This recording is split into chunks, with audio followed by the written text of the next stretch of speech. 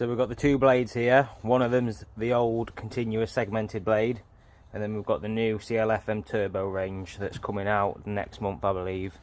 And just so you can see the difference in the profiles, quite a difference. So let's see how they compare. So just going to point out, this blade has been dressed and it does cut as good as when I first got it.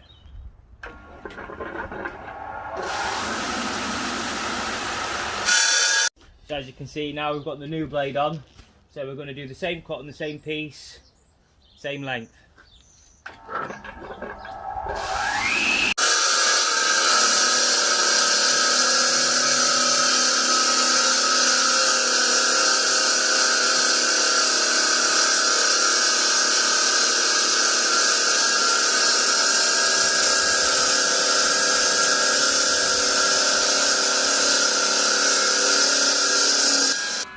I don't know if you noticed there, but that was a lot quicker.